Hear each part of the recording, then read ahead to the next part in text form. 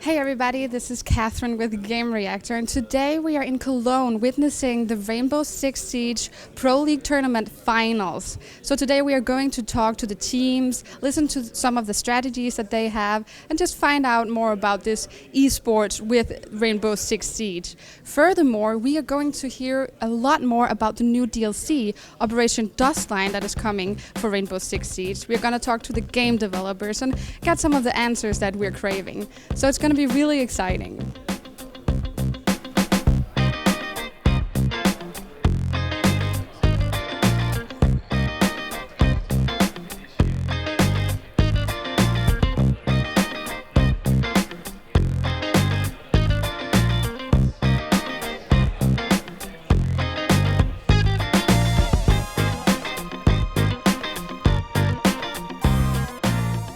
Hey everyone, we're still here at the ESL Studios in Cologne talking about Rainbow Six Siege and this whole entering the esports arena. I am here with Alexandre Remy, the brand director of Rainbow Six Siege. So can you tell me a bit about this whole journey that the game has been on from the very beginning of the franchise and now making its way onto an esports arena? Yeah, it's been quite a entertaining, I'd say, development. Like we started 3 years ago. As I mentioned, like we were at the beginning only a team of 25, and we were mandated to say, okay, how do we reinvent Rainbow Six? And at the time, that bunch of very fanatics, FPS fans that we were like, we want to do a game that's about a special equation, which is the attack versus defense. And at the same time, we were fans of competition. So I think that where the competition or competitive aspect of the game that you see now in the final game has been a key driver, a key element to the whole development process of the game. Did you have this whole esports thing in mind while creating the game, and how did you make sure that this whole competitive side of the game was very pronounced for the game? I think mainly the word that was the key driver was a really competition. Esports was kind of like more of a dream that we were hoping for, I guess, somehow, and being there today is making a little bit of a special moment because that dream is starting to come true.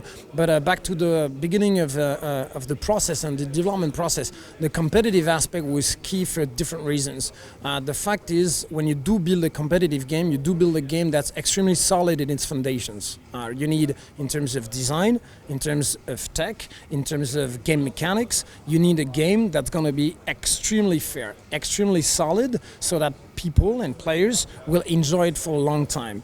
That longevity aspect is the second most important aspect. When you do want to build a game for competition, you want to build a game that has longevity.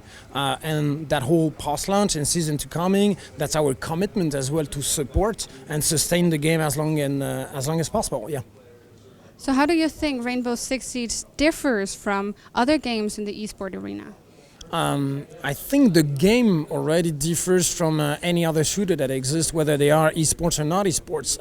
When it comes to Rainbow, we have such a strong heritage, such a strong legacy, right? We've been out for like 17 years. We were the father of the tactical shooter way before anyone else. So we have in our roots, in our DNA, that tactical and team play aspect that we pretty much invented at the time.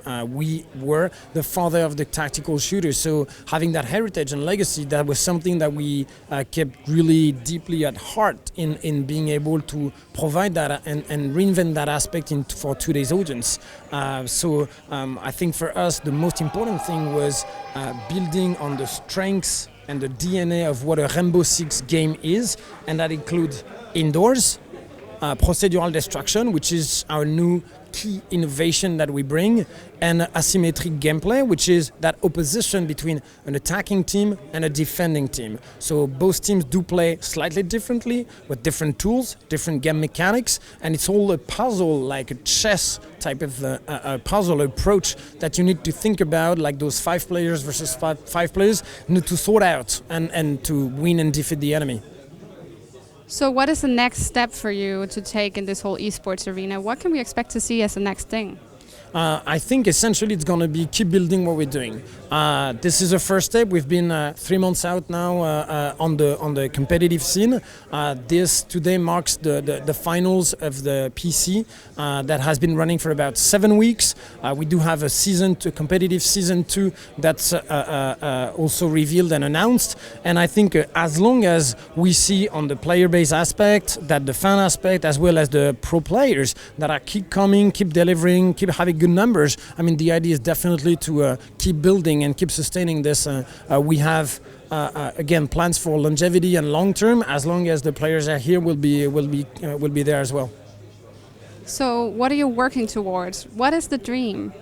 I think the dream is partly that mood video that I showed you at the beginning of the presentation. That video that showcased like some scenes and clips from a competitive scene and what it can achieve in terms of level of engagement, level of entertainment, and what I particularly appreciate in those type of competitive games is the extremely positive values that you see behind those players and those competitors. I mean, those people are training several hours a day, dedicating their free time and sometimes all their working hours to become the best of the best. It requires discipline, it requires hard work, it requires sometimes a lot of sacrifice as well. And I think all those values for me are what a game like Rainbow Six should try to aim, because I think it reaches such positive values that I think gaming needs.